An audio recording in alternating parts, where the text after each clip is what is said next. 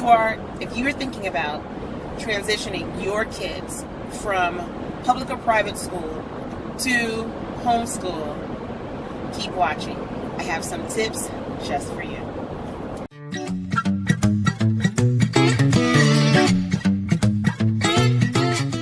Congratulations!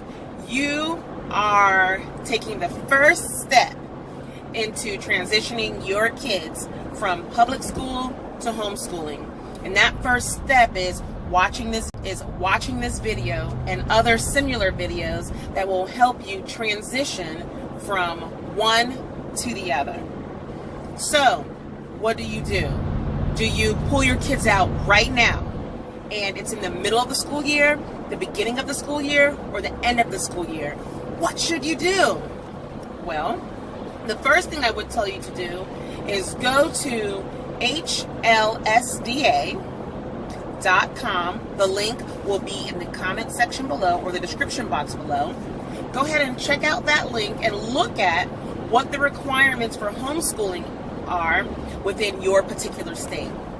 After you review your state's laws, then you can make a decision on whether or not it is feasible for you to go ahead and transition your kids right now, especially if it's in the middle or beginning of the school year, right? So once you do that, and let's say you made the decision and you're going to go ahead and you're going to go and do that, what do you do next? Well, what I'm going to recommend is something called deschooling, okay? And what deschooling basically is taking some time. You decide how much that time is. It can be a week, it can be a month, it can be 6 months, it can be 3 months, it can be the entire year. Take some time and don't do any formal or structured teaching or learning. Let your child be who they are. If they like to read, bring them to the library, purchase books, let them read. If they like to do arts and crafts, go get them paint and sketch pads and sketch markers and things of that nature, and let them go at it. If your kids like to draw, let them do that. If your kids like to create books or create stories or create their own comic books, let them do that. If your kiddo is inventive and they like to break things apart and put things together, invest in that. Invest in some of the tools that are out there, like, well, not tools, but you know what I mean, but like Legos and blocks, and they have engineering sets that you can invest in and give to your child so they can do what they love. Does your kids like science and experiments? Then guess what? Do science. Do all types of experiments with them, right? The whole deschooling process is simply allowing your kids to do what they want to do. And guys, if that means play video games all day, that means play video games all day, okay? But of course, depending on your personality and your household rules, that may not be an option for you. But let me tell you my story. When we decided to homeschool my son after the 4th grade, so after he finished the 4th grade, that summer, that month of June, I gave him 3 weeks of deschooling, where I allowed him to do absolutely anything he wanted to. And if he wanted to play video games, I let him play video games. If he wanted to draw or paint, I made sure he had the resources available to do that. If he wanted to go to the library to read, we did that. If he wanted to go to the movies, we did that. But during that time, this is what I also did during the deschooling process. Again, ours was only for 3 weeks. And the purpose of that, first of all, is to get your kids out of the rigmarole and the schedule of school, okay? It's to get them completely out of the mind frame of hearing the bell go off and then having to move from one class to another class. Trying to get rid of the structured way of doing things in terms of school and everything else that school, the building itself and the rules and policies itself brought into the picture. So that's the purpose of deschooling, okay, is to remove your kids from that environment and to kind of reset their thinking in terms of what school is supposed to be, okay? So during the 3 weeks of deschooling for my son in the month of June of 2018, he liked to play video games. So I played the video games with him. I didn't know what I was doing, guys, but I had him talk me through it and explain to me how to do it. I learned how to play Pokemon. He thinks I learned how to play Pokemon. Can I play it today? No. I still need him to explain to me the rules. But I was invested in what he was interested in, right? And I kind of made sure that I gave him an opportunity to narrate how to play it, how to play the games. I learned how to play chess through him. He explained the rules and made sure I didn't cheat and things of that nature. But if he cheated or if he made a wrong move, I really wouldn't know if I won or not, or if it was wrong or not on his part, because I was learning. But that's neither here or there. The whole point, guys, is to kind of allow your children to do a lot of, or to have a lot of communication with you. And during those opportunities and those moments that you have with your little one or your older one, you will get to know who they are. You will get to know their elaborate or shy personalities. You will be able to tell if they are good communicators or not. You will be able to explore what your children enjoy. You will be able to create a bond with them.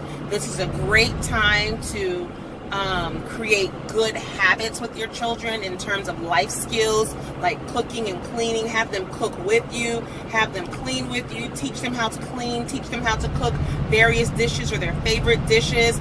Give them some home responsibilities. Since they are at home, you can invest in that time as well. This is a great moment for you to teach them how to ride a bike if they don't know how to ride a bike. This is a great moment to have a lot of one-on-one time with your children. So use the deschooling process as an opportunity to do all those great things, okay? So once you are completed your deschooling process, again, the timeline is completely up to you, right? So once that is done, what do you do next? Well, I would say during your deschooling process, you kind of want to start doing some During the deschooling process, what you may want to do is start figuring out how you want your homeschool to function. What do you want it to look like?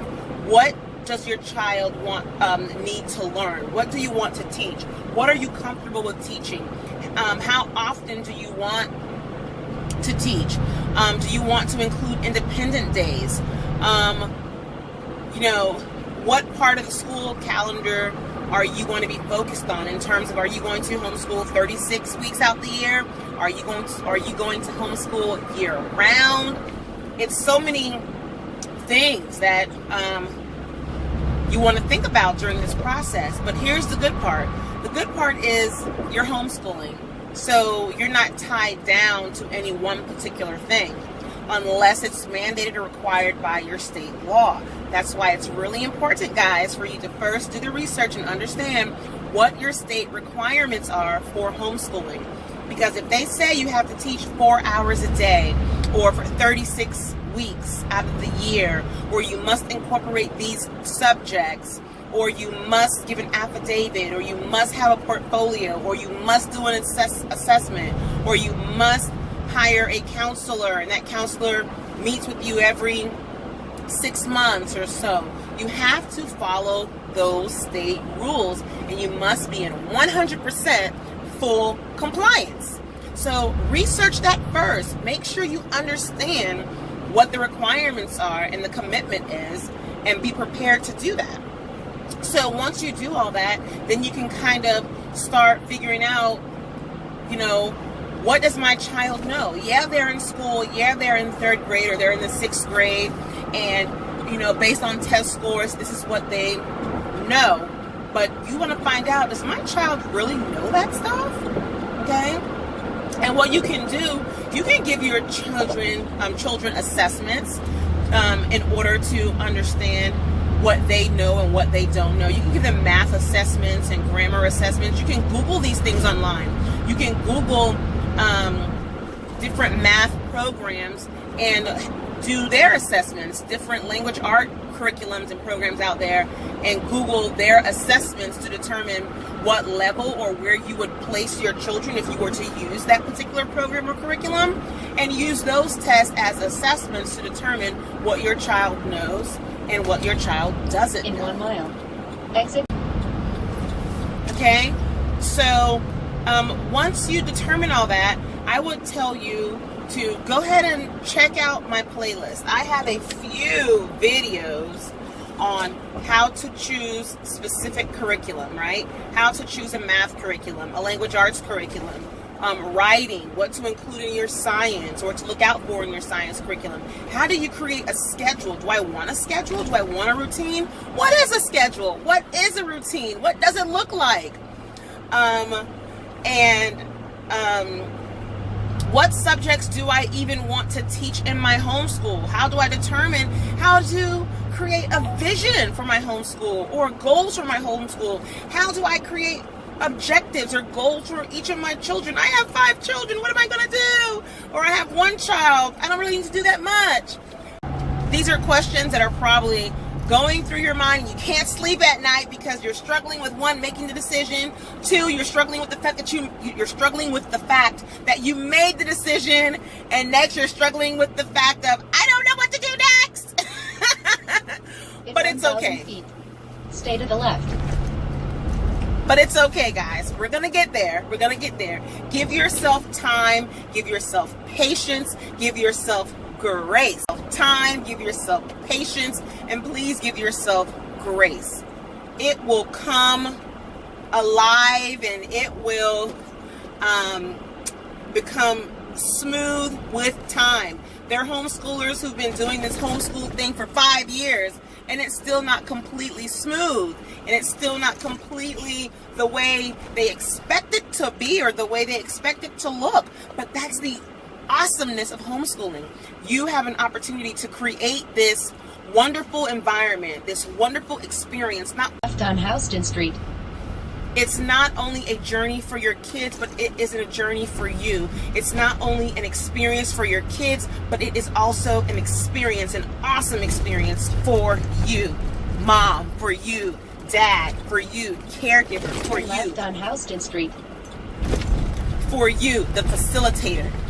For you, the instructor. For you, the teacher. Okay? So enjoy the moments. Another concept I want to talk to you about is homeschooling styles. Google the different homeschooling styles. Eclectic, Charlotte Mason, traditional. Google those things and decide based on your personality and your kiddo's personality and what you want this environment and experience to look like and feel like. Determine what style best suits you. Understand the different homeschooling styles. Google that, okay? I am personally an eclectic, which means I like a hodgepodge of everything, okay? I just pick and choose and keep it moving. But kind of figure out what works best for you. So you are going to be tempted. You're going to be like, oh my God, it's 2 weeks. All these kids are learning all this stuff in school. And here I am playing. A lot of my kids do whatever they want. Or playing during school days and school hours. They're learning nothing. Guess what, guys? Your kids are learning a lot. They're learning how to cook, how to clean. They're learning about the values and morals that you are teaching them throughout the process. You can incorporate Bible study if you are spiritual or religious. You can do read-alouds. Read aloud to them. Have them read aloud to you. You can go to the library with them. You're playing math games and language games, and you're doing science projects and art projects. You're doing all these things with them during the schooling process, but of course, allow them to lead, okay? If they don't want to do it, they don't want to do it. But allow them to lead you in what that looks like through the schooling process. You're just there as a facilitator. Something else I'm big on is interest-led learning, guys. Interest-led learning is nothing more than allowing your kids to do what they are interested in. So if they want to do a science project because they're interested in them, give them the resources. Help them do it. If they want to build something, make the resources available to them. If they want to draw something, let them do that. If they want to play games, let them do that. But involve yourself in it, because it's a relationship, a different type of relationship that you're going to build, right? So involve yourself, participate in the process of whatever they're doing. Be engaged. Don't be fake about it. Find something interesting, okay? And be engaged, because kids can tell if you are engaged and it's sincere or you're just being fake, okay? Kids can tell that too, just like adults can. So be sincere about it, be supportive, participate, and enjoy the moment. So thus far, we talked about where to start. Again, you're thinking about transitioning from public school to homeschooling. You've made the decision. You're going to do it. What's next? State laws. Check out your state laws. What must you do? Okay? Because if you want to go through the deschooling process, but your state says you have to have these many hours or these many weeks, then your deschooling process may have to be reduced as to the number of weeks that you desire to do them, because you have to do all this other stuff to meet the requirements of your state. Okay, so consider that. And then you're going to deschool, what school looks like. Allow your students, or not students, allow your kiddos to get out of the mind frame of waking up at 6 o'clock in the morning, and you know, they're in a routine or they're in a schedule of doing things every day in a particular way, like little robots, right? If they want to wake up at 9, let them wake up at 9. If they want to wake up at 11 a.m., let them wake up at 11 a.m. Unless you have rules within your home, of course, that comes first. If they want to go to sleep at 9, but your rule is 8 o'clock because they went to school early in the morning, then you may want to consider extending their bedtime till 9 o'clock, because they don't have to wake up at 5 or 6 in the morning to go to school, right? They have the luxury of waking up a little bit later because they're homeschooled, and you may not be morning people anyway. So, yeah. And we also talked about incorporating some interest-led learning during the deschooling process, right?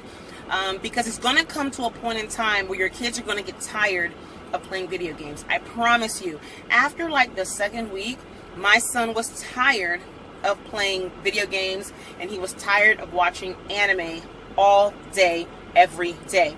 So he said, oh, I want to build something with Legos, and I'm missing some Lego pieces. So we went and got Legos. Or he said, I want to go to the library. We went to the library, and he found books on birds and decided he wanted to study birds. Or he started to watch Magic School Bus, and then learned all this stuff from Magic School Bus, and was having conversations with me and asking me questions about different things. And then we would go online, we would Google and do research, we would go to Netflix and watch documentaries based on his interests, things that sparked his, you know, little brain, or big brain. And then during the midst of all that, parents, what you're going to do is you're going to start getting ready. You're going to do your own research. What style do you want to bring in?